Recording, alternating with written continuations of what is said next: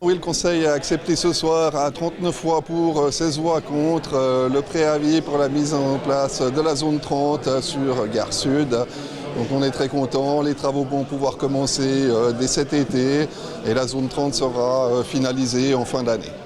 Pourtant, c'était pas gagné, hein. Il y a un conseiller qui s'est élevé, il appelait à voter au non, à ne pas être la première ville de Suisse à être entièrement en zone 30 km/h. Alors j'ai pas fait le tour de toutes les villes de Suisse, mais je pense qu'on n'est sûrement pas la première à mettre en place des zones 30 sur une grande partie de la ville. Je rappelle qu'il restera toujours les deux axes structurants qui sont l'avenue du Mont Blanc et puis ce qu'on est en train de faire comme projet, la Vie Creuse, rue du Perron, qui vont rester à 50 à l'heure. Le principe, c'est d'avoir un système de descente avec des entrées en peigne dans les quartiers pour avoir des quartiers tranquillisés et sereins.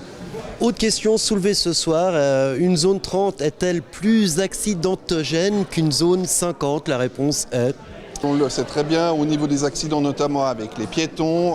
Quand un véhicule roule à 50 à l'heure, les chances de survie du piéton sont nettement plus petites que quand un véhicule shoot un piéton à 30 à l'heure. Après, c'est vrai qu'il peut y avoir un combat de chiffres, on le voit, il y a des lobbies des véhicules qui essayent par tous les moyens de tordre un peu les chiffres, mais à mon avis, c'est moins accidentogène. Et puis on l'a vu depuis qu'on a la zone 30 en place, en tout cas la gendarmerie ne nous a pas signalé de points noirs ou de problèmes sur la ville.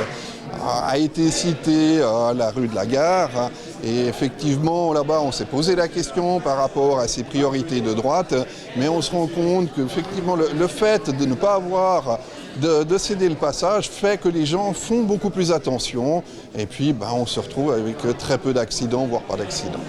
Et avec cette décision, finalement, la commune règle la question des transversales, des pénétrantes et évite que le trafic de transit se reporte sur les petites rues glandoises.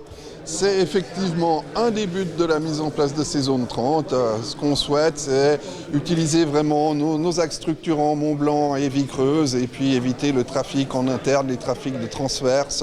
Et puis il faudra peut-être se poser la question, comme ça a été évoqué ce soir, si au niveau de Gare Nord, si Lavasson devrait lui aussi également passer en zone 30. C'est des choses à rediscuter aussi. Gland entièrement en zone 30, c'est pour quand? Mais on ne sera jamais entièrement en zone 30, comme on l'a dit. Une fois qu'on aura fait Gare Sud, effectivement, il nous restera encore le quatrième quart de l'horloge, je dirais, qui est tout ce qui est Cité Ouest, rue de la Paix et ces zones-là. Mais Gare Sud, finalement, c'est pour quand l'inauguration de cette zone 30? Alors, Gare Sud, comme on l'a dit, la mise en place finale fin de l'année. Ensuite, il faut une validation par le canton. Je vous rappelle qu'il y a des normes à respecter, ces normes qu'on appelle les V85, c'est-à-dire que 85% des véhicules doivent rouler en dessous d'une certaine vitesse, qui est fixée à 38 km/h pour une zone 30. Une fois que ceci est respecté, le canton validera la zone. Si les choses se passent bien, normalement, c'est un délai d'1 année.